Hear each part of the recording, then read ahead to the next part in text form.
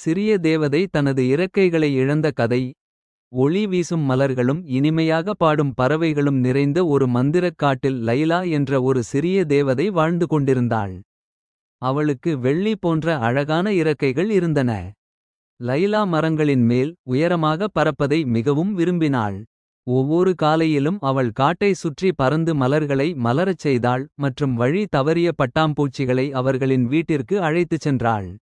ஒரு நாள் பெரிய அருவிக்கரையில் விளையாடிக் கொண்டிருந்தபோது திடீரென பலமான காற்று வீசியது. அந்த காற்று லைலாவை ஒரு கல்லில் தள்ளியது. அவளின் மென்மையான இறக்கைகள் கிழிந்து அவள் புல்வெளியில் விழுந்தாள். லைலா மீண்டும் பறக்க முயன்றாள். ஆனால் அவளால் பறக்க முடியவில்லை. அவள் மிகவும் வருத்தப்பட்டாள். இப்போது நான் இந்த காட்டிற்கு எப்படி உதவுவேன் என்று அவள் மெதுவாக கூறினாள். சிறிது நேரத்தில் காட்டு விலங்குகள் எல்லாம் அவளிடம் வந்தன. வயதான புத்திசாலி ஆமை சொன்னது, சின்ன தேவதையே, கவலைப்படாதே. நீ எங்களுக்கு பல முறை உதவியிருக்கிறாய். இப்போது உனக்கு உதவுவது எங்கள் கடமை. பறவைகள் மென்மையான இறகுகளை கொண்டு வந்தன. சிலந்திகள் அழகான பட்டு நூல்களை பின்னின. பட்டாம்பூச்சிகள் தங்கள் இறக்கைகளிலிருந்து மந்திரதூளை கொடுத்தன. அனைவரும் சேர்ந்து லைலாவுக்கு புதிய இறக்கைகளை உருவாக்கினர்.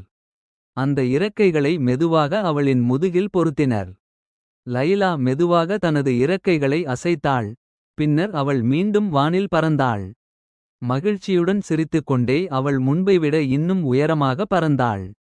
அந்த நாளிலிருந்து லைலா ஒரு முக்கியமான விஷயத்தை புரிந்துகொண்டாள். பறக்க இறக்கைகள் உதவும். ஆனால் உண்மையான சக்தி அன்பும் நட்பும் தான். கதையின் நெறி: அன்பும் நட்பும் இருந்தால் நாம் விழுந்தாலும் மீண்டும் உயர முடியும். இந்த மாதிரியான நல்ல கதைகளை கேட்க மினி ஸ்டோரீஸ் சேனல் சப்ஸ்கிரைப் பண்ணுங்க.